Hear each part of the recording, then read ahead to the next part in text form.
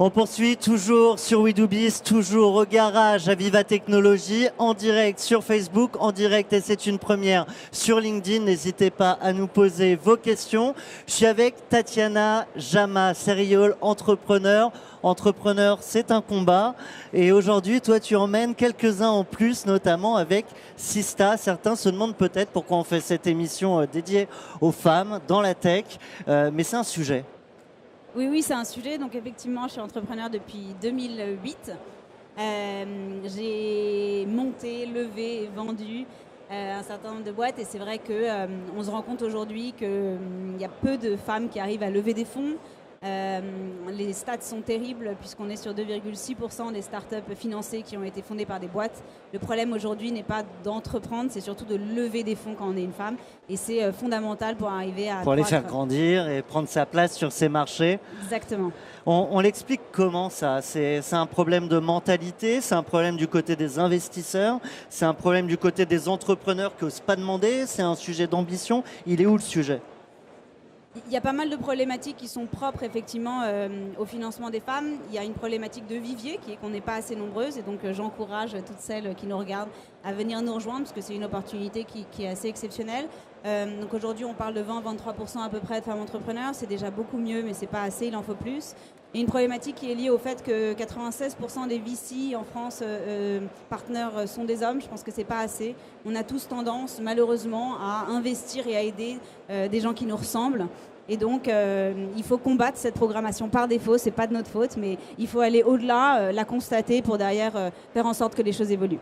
En 2017, je crois, il y a une photo qui est parue dans Capital pour représenter la Startup Nation, qui a beaucoup fait parler d'elle parce que la représentation finalement était très masculine. Est-ce que c'est un des déclics qui a poussé au lancement de Sista avec Céline Lazorde d'ailleurs Alors, il y a plein de choses qui ont poussé au lancement de Sista. Une des choses, c'est que je pense qu'on ne se rendait pas bien compte des chiffres. Donc, l'été dernier, ce qui s'est passé, c'est qu'il y avait un certain nombre d'études qui sont sorties sur le fait qu'il y avait à peu près 15-17% de femmes qui étaient financées. Moi, ça m'a beaucoup étonnée.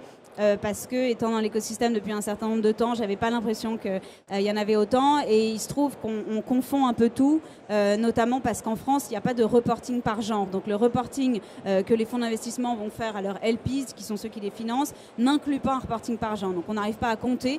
Et moi, ma conviction, c'est qu'il faut compter les femmes pour que les femmes comptent.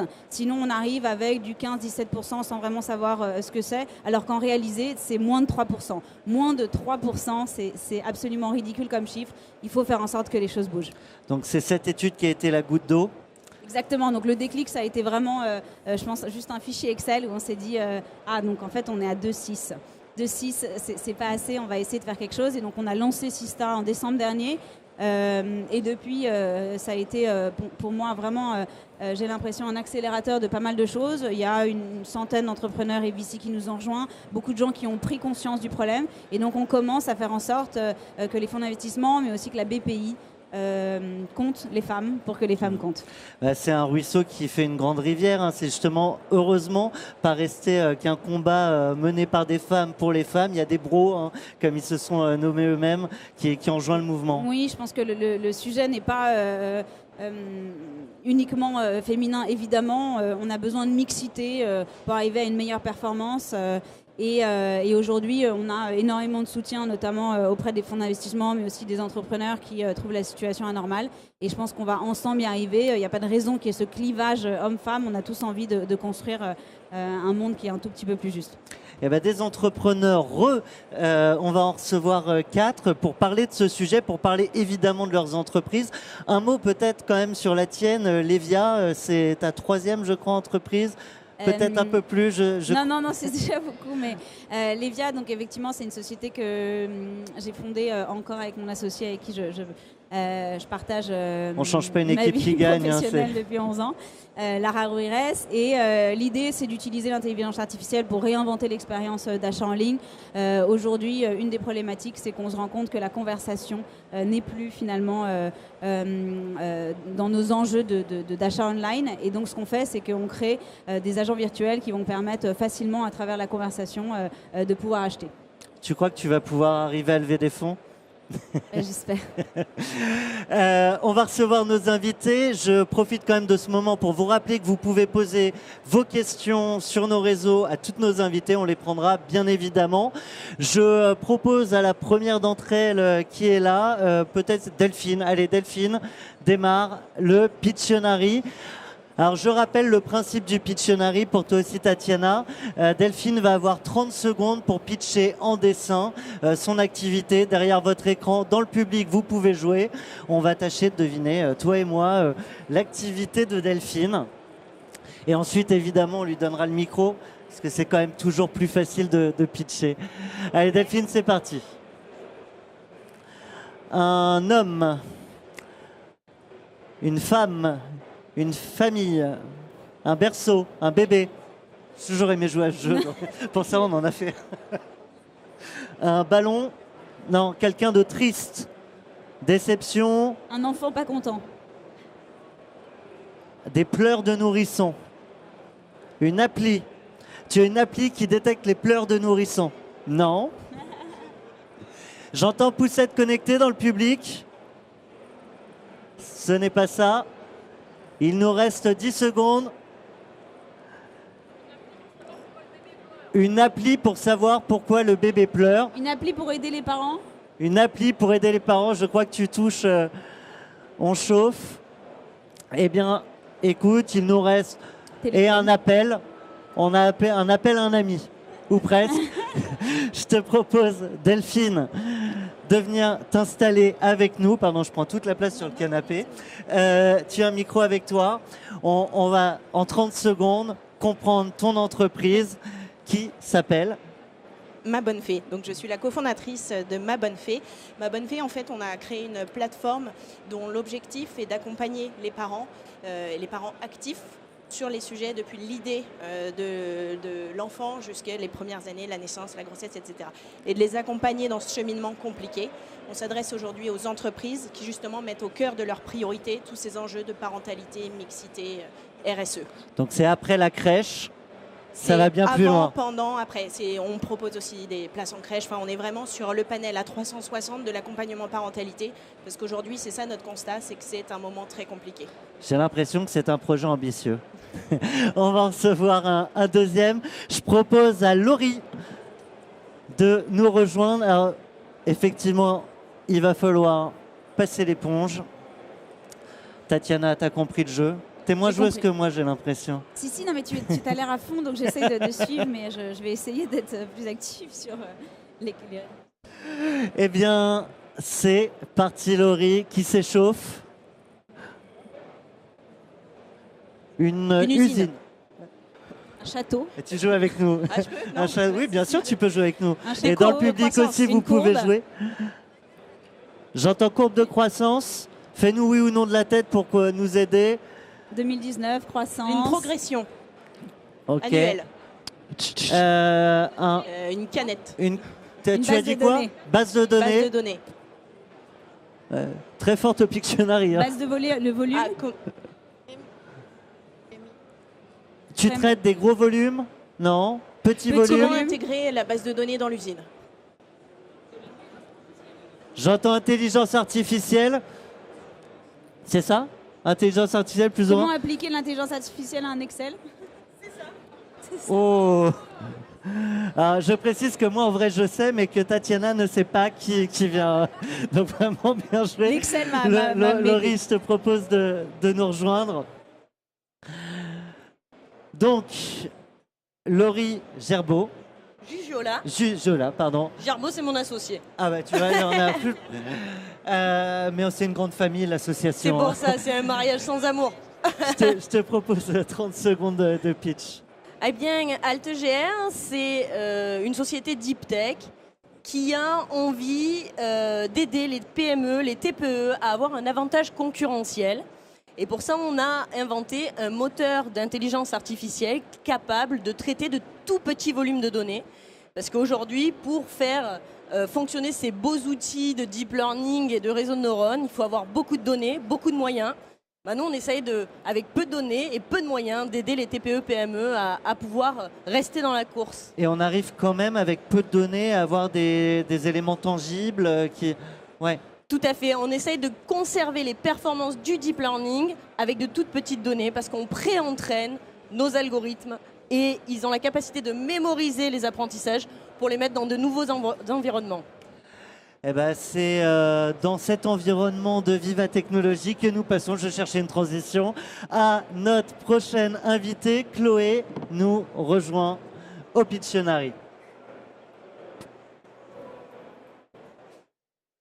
J'en profite Thomas pour prendre la parole pendant que Chloé efface. Si vous avez une start-up que vous avez envie de venir pitcher en fin d'émission, n'hésitez pas, comme vous le voyez, le tableau vous attend. Voilà. Par ailleurs, si vous souhaitez deviner ce que fait Chloé, n'hésitez pas, je ferai passer le message. Et le micro. Mathilde tendra le micro. C'est parti et go. Vous pouvez jouer derrière votre écran, sur le plateau et dans le public. Un ordinateur. Site internet. Une maison. Tu crées des ordinateurs aussi grands qu'une maison.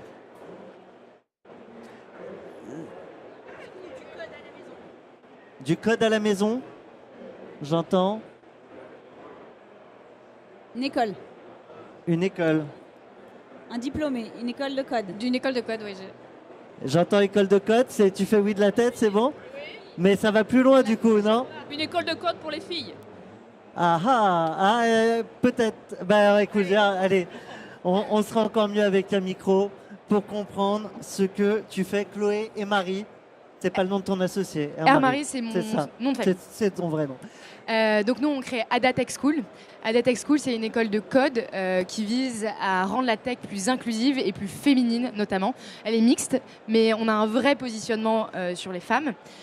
Comment on fait ça? On travaille sur une culture d'apprentissage de code qui soit nouvelle, plus humaine.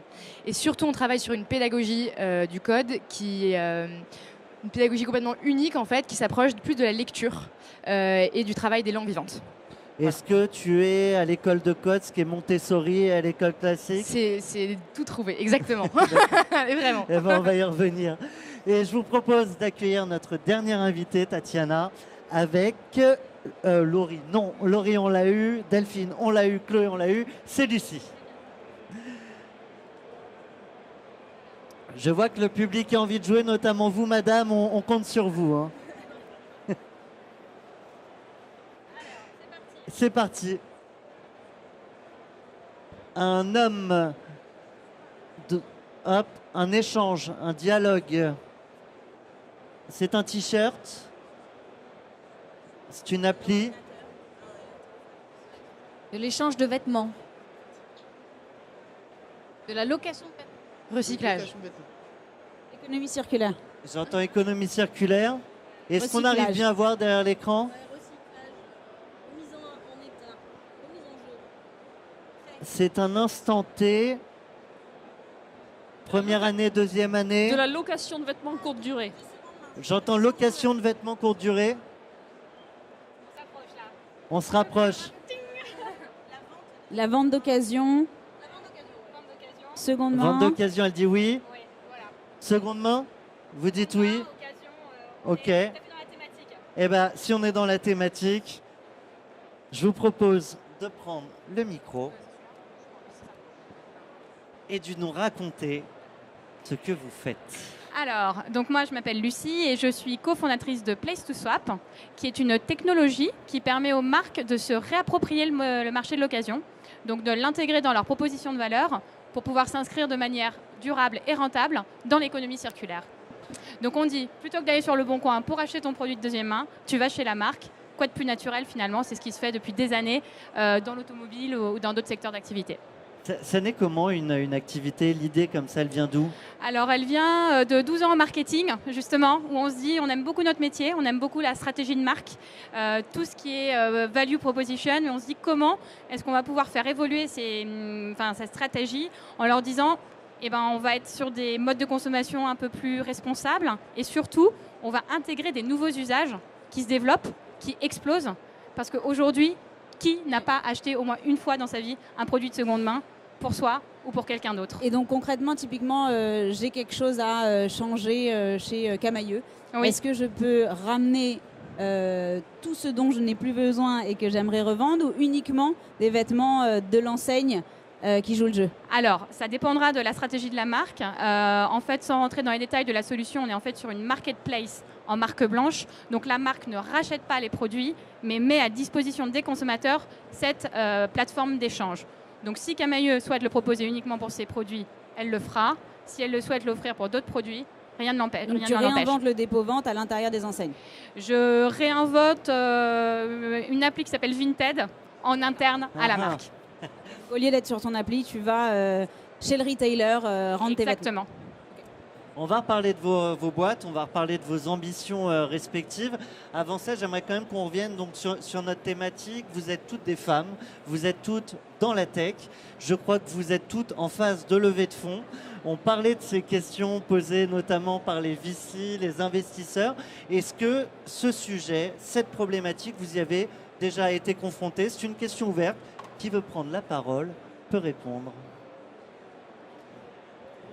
Bah oui, je suis effectivement en pleine clôture de levée de fonds, donc le sujet, il me touche aujourd'hui au quotidien. Ce que constate et ce que évoquait déjà Tatiana, c'est vraiment ces biais de genre qui sont inconscients. Encore une fois, ce pas des gens qui sont malveillants en face de nous. C'est juste des gens qui inconsciemment vont nous poser des questions qui sont différentes. Moi, à titre personnel, on m'a demandé, comme dans la publicité, si c'était moi qui avais fait le BP. On m'a déjà dit, en fait, ce que tu fais, c'est tu es une agence de communication. En fait, bah non. En fait, ce que je fais, c'est une solution. Il y a une techno derrière. Et la techno, on l'a développée. C'est la nôtre. On n'a pas été la prendre ailleurs. Et on l'a construite from scratch, avec des insights from scratch du consommateur et des retailers. Tu es en train de me dire que personne n'a écrit tes réponses là à mes questions. Comment ça?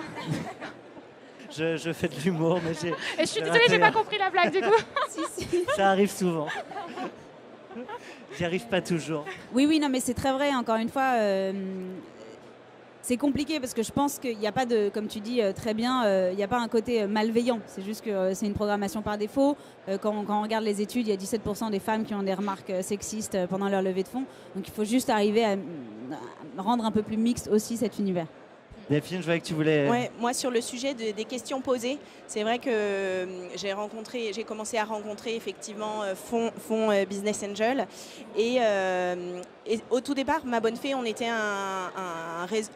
une plateforme de mise en relation entre professionnels de santé et les parents à la sortie de la maternité. Donc, ce qui est assez spécifique. Et notre solution a évolué pour aller jusqu'à ce sujet de la parentalité.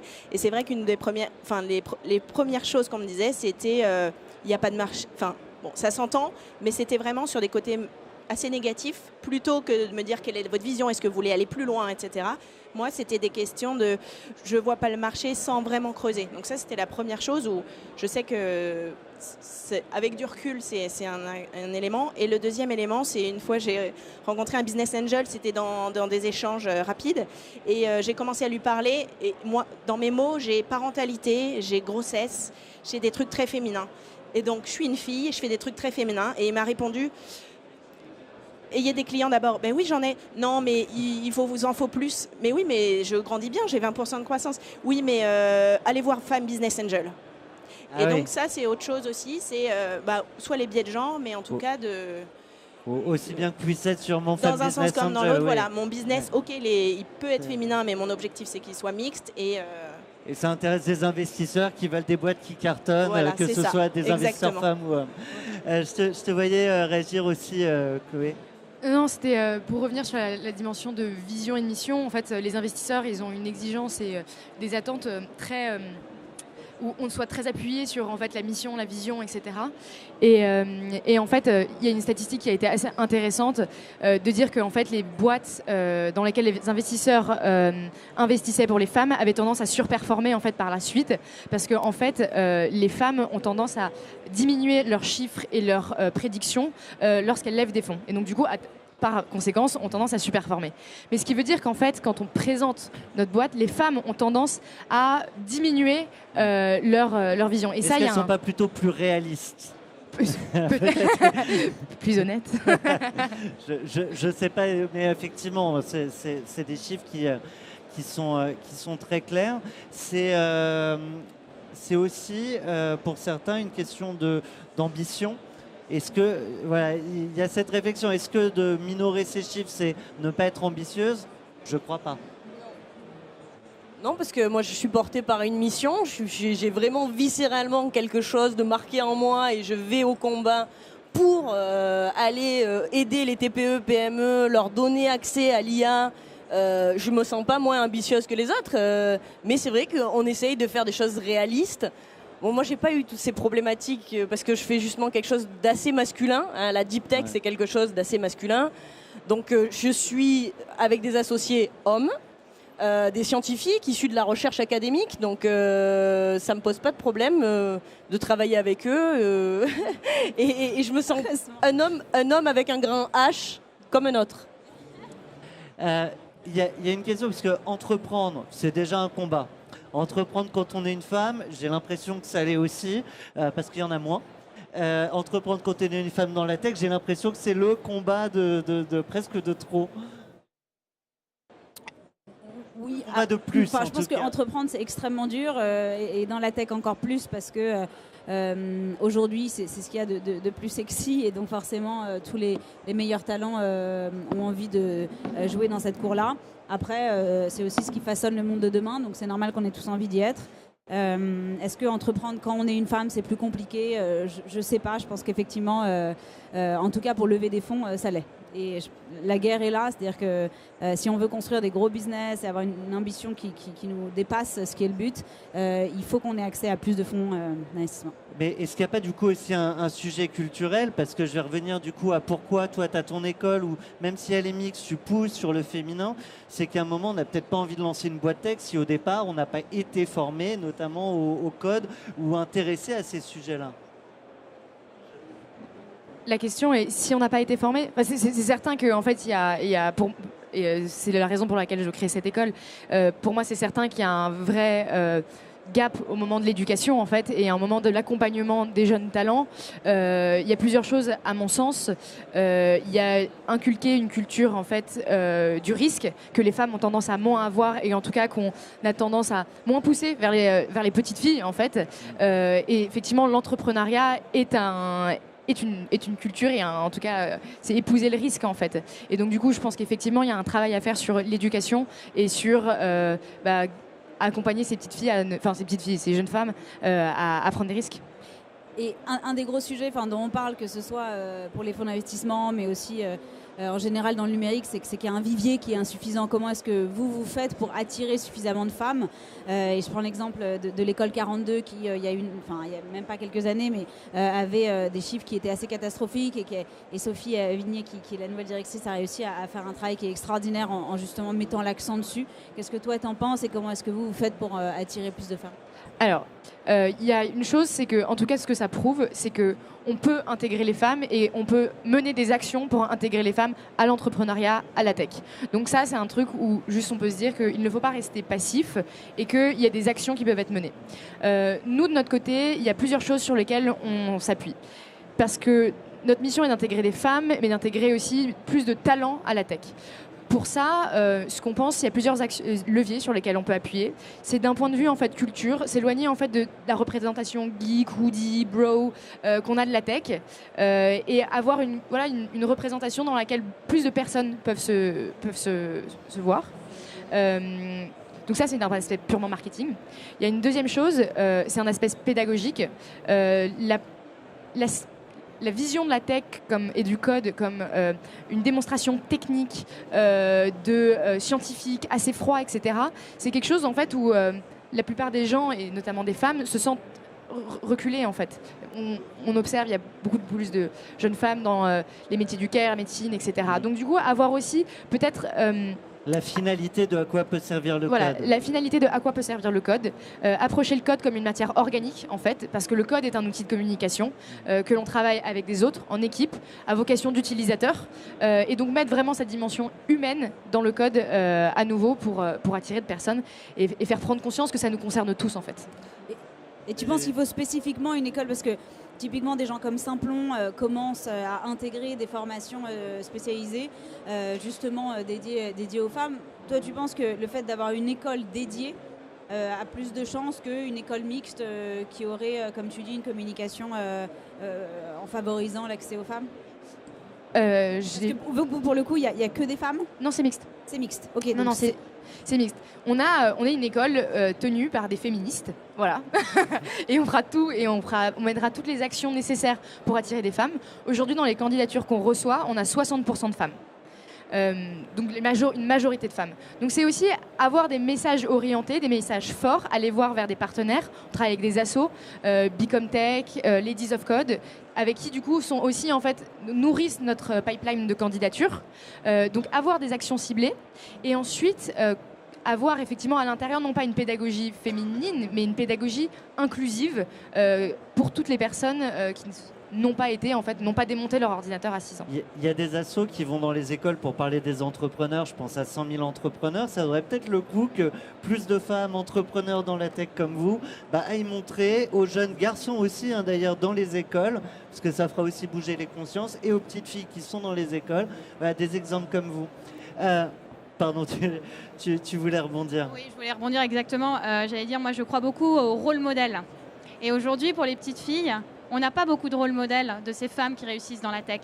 Donc elles se projettent beaucoup moins facilement. Et c'est pour ça que j'aime à dire que c'est vraiment tout le long de la chaîne de valeur qu'il faut travailler pour ces petites filles. Leur dire, mais bien sûr que tu peux coder quand elles sont en 3e et avant de rentrer en seconde. Et de leur dire, mais bien sûr que tu peux entreprendre. Donc je crois beaucoup à l'éducation pour les petites filles, mais surtout pour les petits garçons, en leur montrant des exemples et que pour eux, ça soit logique de voir une femme qui dirige une boîte de tech. Exactement. Ouais. Donc les rôles modèles, c'est important. C'est pour ça que c'est important que des associations se montent comme ça pour valoriser et mettre en avant toutes ces initiatives. Vous parlez de rôle modèle. Alors, du coup, vous êtes des dirigeantes et la place des femmes dans l'entreprise est aussi un sujet. On parle de parité, des femmes qui sont moins bien payées que les hommes à métier égal, à compétences égales.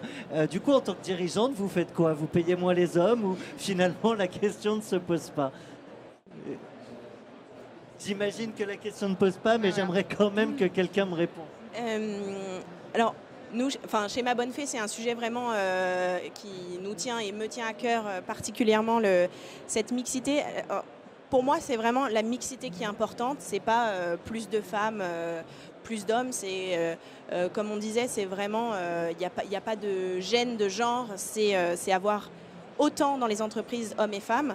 Ma Bonne Fée, on travaille là-dessus, c'est-à-dire sur le 25-45 ans, pourquoi est-ce qu'on retrouve moins de femmes dans les comités exécutifs? Pourquoi? En fait, parce que, et c'est notre vision, c'est parce que dans ce créneau-là, il y a la parentalité. Et en fait, pour nous, on parle de femmes tech, mais de femmes actives tout court. Il y a quand même ce vrai sujet de la parentalité, comment on l'accompagne, comment on change les choses pour que les petits garçons aussi sachent qu'en fait...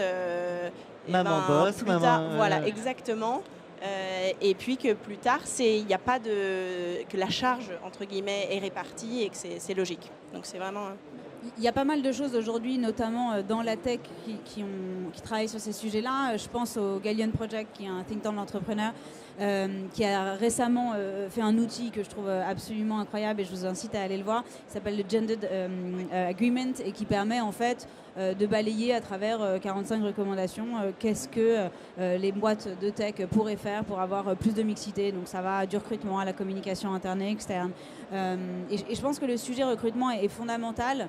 Notamment quand on poste une annonce, faut faire attention à ce qu'elle ne soit pas forcément genrée pour essayer d'attirer un maximum de femmes. Mais en tout cas, allez le voir, c'est un outil qui est en libre accès et qui permet juste de donner des idées assez simples mais qui sont efficaces sur comment est-ce qu'on fait pour avoir plus de mixité, inciter aussi à avoir plus de femmes qui vont postuler à ce type de job.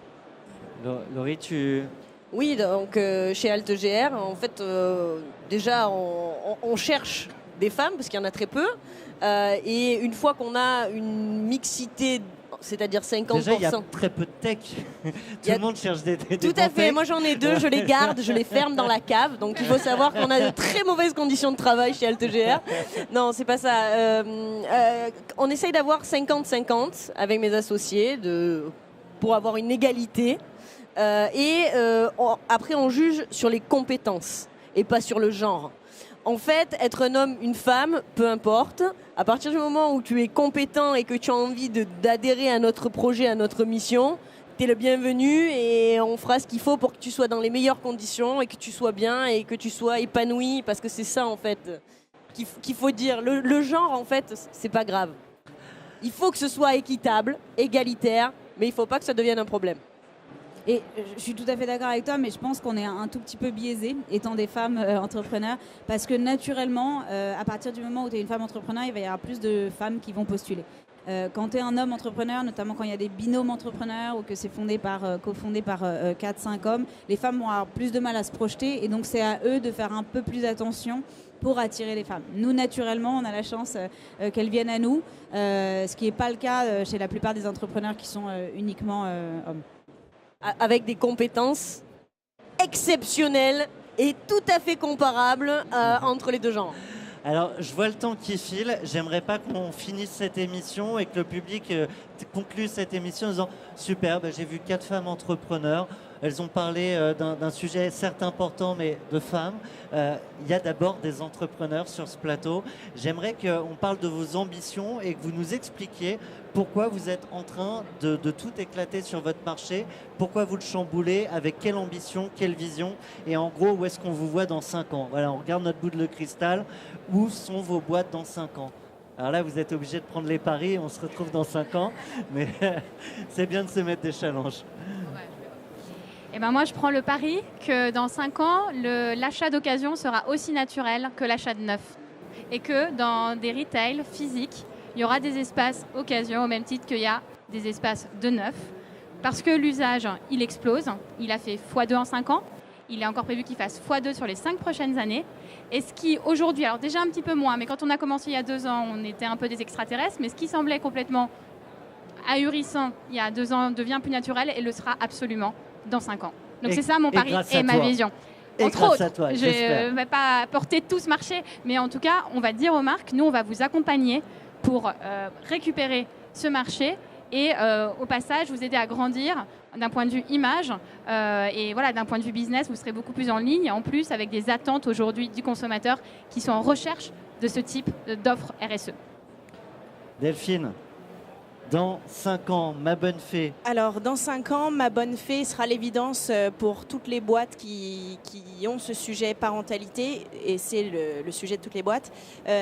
Aujourd'hui, c'est vrai que la parentalité, on a parlé des places en crèche, en fait, c'est un peu le résumé. Ça fait une dizaine d'années que ça a été mis en place, la parentalité en entreprise, qualité de vie au travail, c'est la place en crèche. Nous, on veut aller plus loin, c'est-à-dire le côté 360, c'est pas juste uniquement mettre des prestataires à disposition, c'est créer un parcours d'accompagnement pour le parent, technologique, mais humain aussi, ça c'est hyper important pour nous. Et donc dans 5 ans, on est évidemment leader européen et on se frotte à nos concurrents américains qui ont eux levé 30 millions il y a quelques semaines. Donc on se contentera pour l'instant d'1 million de levées. Laurie, je ne sais pas pour toi, mais pour moi, la plus grande ambition que tu peux avoir, c'est qu'enfin, dans 5 ans, on apprécie Excel. Tout à fait. Que, en fait, d'avoir un fichier Excel, ce soit pas une tare, ce soit une qualité, que tu puisses enfin, en tant qu'entrepreneur, chef d'entreprise, pouvoir avoir accès à autant de technologies que les gros, qui ont des gros investissements avec beaucoup d'experts qui sont très rares. Et ça, dans 5 ans, ça me ferait vraiment plaisir que les TPE, PME, elles aient la possibilité de rivaliser. Parce qu'il ne faut pas oublier, un grand, ça a d'abord été un petit qui a réussi. Et voilà, moi, je suis là pour les faire réussir, je suis là pour les faire avancer. Et on est à fond chez AlteGR pour ça. J'imagine qu'il faut les évangéliser. Oui. Et c'est ce que tu viens de faire. Eh bien, écoutez, tant mieux. Chloé. Alors, nous, notre mission à ADA, c'est de proposer un nouveau modèle éducatif pour former toute une nouvelle génération de développeuses et de développeurs. Donc nous, dans 5 ans, ce qu'on voudrait, c'est, comme tu l'as dit joliment, c'est l'école Montessori de la tech et avoir ouvert, disons, 5 établissements en Europe avec notre méthode pédagogique. Tatiana, est-ce qu'on te fixe une ambition pour dans 5 ans? Ça donne quoi Levia.ai, voilà, dans 5 ans, c'est où? Tu seras peut-être déjà encore sur une autre boîte? Non, justement. Je pense qu'on est une génération qui ne cherche plus, qui demande et attend à ce qu'on réponde. Donc le commerce conversationnel est une évidence. Le marché est monstrueux. Donc je pense qu'on arrivera à prendre une petite partie de ce gros marché. On a l'avantage justement d'être sur un marché qui est énorme et donc de spécialiser en tout cas dans notre cadre sur tout ce qui est retail, parce qu'on pense que c'est une bonne verticale. Et après sur Sista, j'espère que on n'aura plus lieu d'être et qu'effectivement des émissions comme ça se feront avec plus de mixité sans forcément que ce soit juste des fans qui prennent le sujet. Bon, rassurez-vous, on accueille des femmes aussi sur plein d'autres émissions qui ne sont pas dédiées qu'à ce sujet.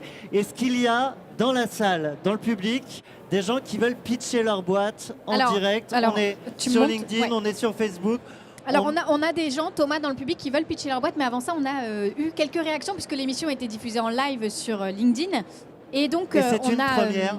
On a beaucoup de bravo, on a beaucoup de Tatiana, continuez comme ça, faites-en encore plus. Donc on sent que tout repose sur vos épaules. Surtout, juste pour préciser. Elle s'est affalée au petit Sista, à petit. non, mais Sista est un collectif qui a été monté notamment par une vingtaine de femmes au début, mais aujourd'hui on grandit tous les jours parce qu'on a énormément de soutien et de gens qui ont envie de se mobiliser. Et je pense que la force et l'avenir de Sista sera évidemment dans cette notion de collectif, parce que c'est pas le sujet de 2-3 entrepreneurs, c'est juste un sujet absolument fondamental pour l'ensemble des entrepreneurs femmes et hommes et des VC femmes et hommes. Alors, il y a juste une réflexion de Sandy qui vous a vu, qui vous a regardé. Alors, je reprends ces mots. Vous créez une différence avec ce genre de débat. Faites votre chemin au lieu de vouloir avoir une reconnaissance en tant que femme. Qu'est-ce que ça vous inspire, ce genre de commentaires?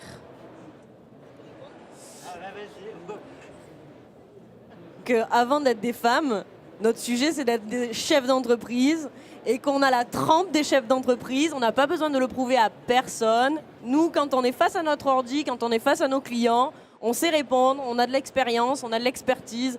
Et en fait, qu'on soit des femmes, c'est pas un sujet. Mais puisque il y a des différences, on est obligé aussi de dire, bon, faites attention, il y a des différences. On est tous des êtres humains, on est tous des entrepreneurs. Mais on voit pas pourquoi nous, on aurait moins de chances que les autres de réussir. C'est tout. Alors, je pense que c'est ce qu'elle veut dire en même temps, en écrivant ça d'une certaine manière. C'est que vous êtes avant tout des... Non, on est évidemment avant tout des entrepreneurs. Et alors...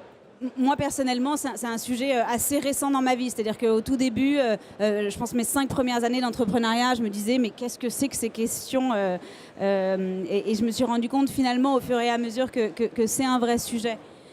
Aujourd'hui, encore une fois, les femmes entrepreneurs lèvent moins de 3% des fonds. On ne vit pas dans une méritocratie. Si on veut vivre dans une méritocratie, il faut arriver à enlever un certain nombre de biais qu'on a tous, qu'on soit homme ou femme, et c'est fondamental. Et donc, moi, ce que je dis juste à ce genre de remarques, c'est que si cette personne est dans une entreprise mixte, où les femmes sont payées pareil que les hommes, où la politique d'accueil du jeune enfant est égalitaire et où il n'y a jamais de remarques sexistes, qu'elle nous donne la société pour pouvoir postuler. Si ce n'est pas le cas, qu'elle nous laisse juste essayer de courir une course équitable. Merci beaucoup, Tatiana, et vous toutes sur ce plateau. J'appelle nos pitchers au tableau. Je ne les vois plus, ils étaient tous là. Alors attendez, parce que voilà, j'avais calé. T'as fait ton ordre. J'ai fait mon ordre. Alors, venez, Tiffen. Je vous laisse prendre la craie.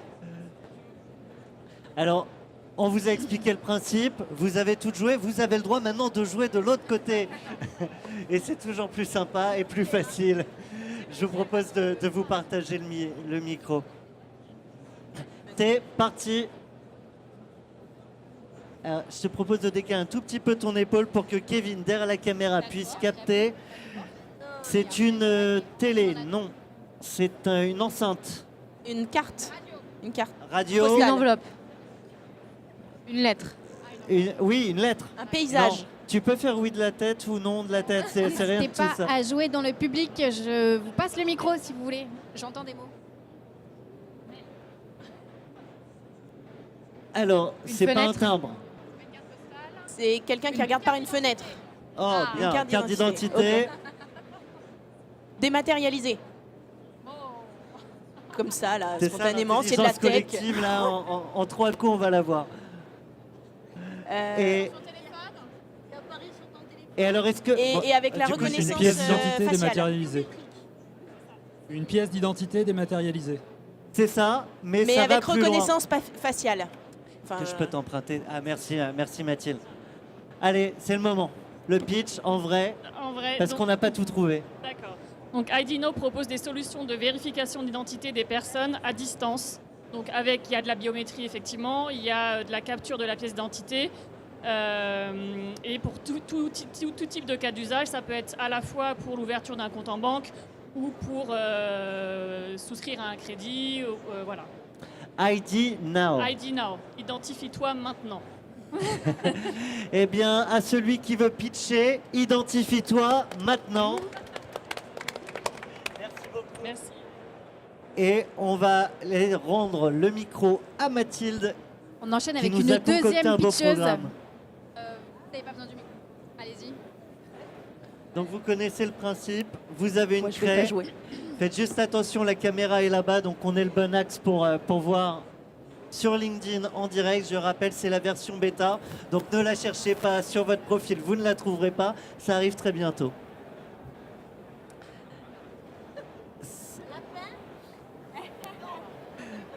Un bonhomme gonflable. Je Si crois vous- que la craie blanche se voit mieux Hop, sur le ouais, tableau. attendez. Hop. Mais en tout cas, vous maîtrisez le suspense à merveille. Et- bon, ça, on n'est jamais bon à ce jeu-là. C'est parti. Un bonhomme.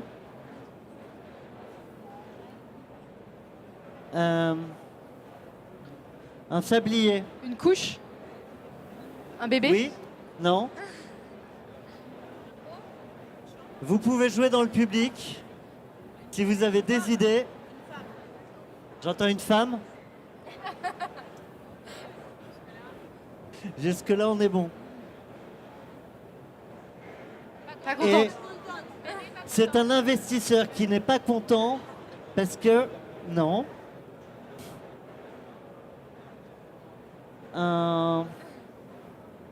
Une... Ah, non, handicapé? Non. Est-ce qu'on parle des Un toilettes? pisse debout. Ah, c'est un urine... comment on appelle ça? Un pisse debout. Qui a dit pisse debout? Oui, c'est ça? Eh bien, je crois que Mathilde vous tend le micro. Et alors, du coup? Alors, Madame Pi conçoit et fabrique des toilettes urinoirs pour les femmes qu'on installe dans les festivals, les courses à pied et à Vivatech, puisqu'on a équipé Vivatech. Donc, si vous ne voulez pas attendre aux toilettes, les filles, il y a des toilettes urinoirs qui sont intimes, hygiéniques et qui sont faites pour vous. C'est pas la peine de faire la file d'attente Donc voilà, aux c'est toilettes. fini. La queue aux toilettes, c'est fini pour La les queue femmes. aux toilettes, c'est fini. Donc bientôt, ça deviendra anachronique de faire 30 fois plus la queue aux toilettes. Les femmes font 30 fois plus la queue aux toilettes que les hommes en moyenne. Et du coup, elles squattent aussi un peu les toilettes des hommes. C'est la moindre Mais des comme choses. on leur prend pas mal de place côté investissement, voilà. Donc Merci. Merci à vous. On rappelle le nom de la boîte. Madame Pi, à côté du hall 1, près des food trucks, pour éviter la file d'attente aux toilettes pour les femmes. Eh ben, je vois que ça suscite des applaudissements, qu'il y a un vrai besoin. Merci beaucoup. Allez, j'ai une dernière pitcheuse, Thomas, pour terminer cette journée, enfin cette émission plutôt. La journée n'est pas terminée. C'est Allez-y, long, Fanny, c'est je vous long, en prie, je vous Vivatech, en on dort prie. peu.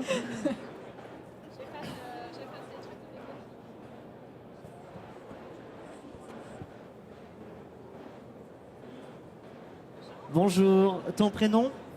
Fanny. Eh bien, Fanny, c'est parti.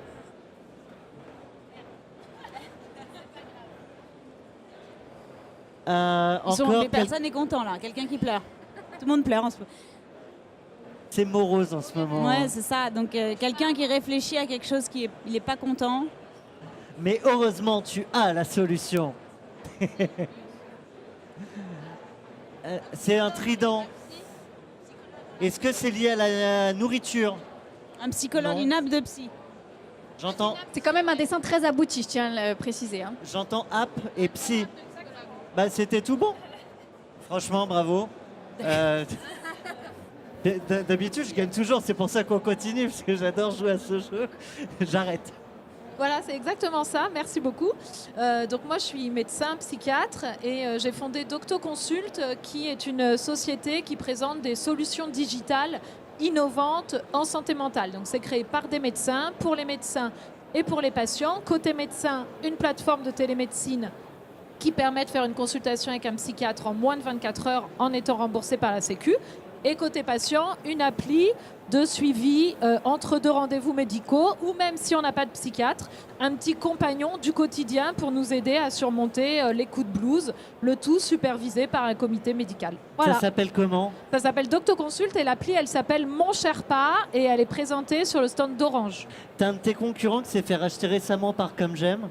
Oui, alors ils sont comment vous psychologues. allez, Alors ok. nous, on C'est est pas la même vraiment, chose. c'est médecins. Donc les consultations sont remboursées et nous ne sommes que des médecins, 160 médecins sur la plateforme. Docto Consult. Docto Consult. Voilà, Merci à toi, bravo. Je crois qu'on peut applaudir toutes nos invités et avant d'applaudir leur combat, on peut surtout applaudir leurs ambitions et leurs boîtes.